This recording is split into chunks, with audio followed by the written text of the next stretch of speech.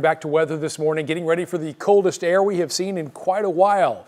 Meanwhile, the state's power operator warning Texans about the state's grid. Okay, now that does not mean you should panic or worry. The grid operator doesn't expect any problems that would cause large outages. It's just a precaution. Natalie Haddad joining us from the newsroom with more on this weather watch warning. Natalie, ERCOT is just hoping to ease any jitters. Absolutely. You know, winter started in December, but it's in the new year that we're really beginning to feel it. And ahead of those low temps, ERCOT issued a weather watch that'll last a few days. So let's talk about what that means. First, the watch in place. Right now, it'll start on the 15th and end on the 17th, so just a couple days. But during this time, we can certainly expect higher electrical demand as Texans crank up the heat. We certainly will. Now, lastly, for the last several winters and even summers for that matter, there have been concerns about whether the grid could handle the elements and the demand.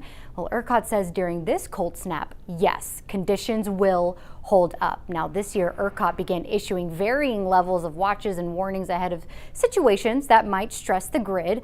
The weather watch is the least urgent of those notifications we can receive. And unlike 2021's Winter Storm Uri and 2022's Winter Storm Elliott, the coming cold front is not expected to blanket the state in wintry precipitation, as Greg has been mentioning, but keeping grid conditions in our favor. Now, ERCOT says Texans are likely to break a winter electricity demand record next week.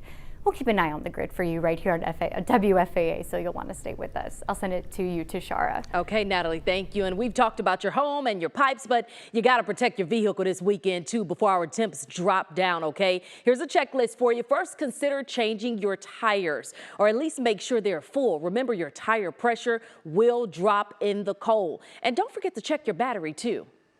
As the temperature drops, there's much more demands placed on the battery to get your engine cranking over. But when it gets colder, your battery has to work a lot harder to get the car going. If you're living where it's warm, you really should get your battery load tested every 2 years. Now is also the time to replace your windshield wipers. You can get wipers specifically designed to help clear snow. Now, I don't know that you need to do all that, but of course, make sure you check those out. Test your defrost function to make sure it works properly as well. And finally, make sure your car is stocked with the essentials. That includes a blanket, a jacket, some snacks and water, and a phone charger just in case you get stuck. I know you all are familiar with that because we have to deal with it a lot. Let's talk a little bit more, I should say, about your car battery, because the cold can take a serious toll on it as well. Here's how you can protect it. Park in a garage if possible. Once you reach your destination, turn off your lights, wipers, and heater before you turn off your engine. Unplug phone chargers and USB cables as well, and try to avoid using your car's heater for longer than you actually need it. And if you see corrosion on your battery, that means you got to check it, okay? Clean it out or have a technician do it for you. Kara, over to you.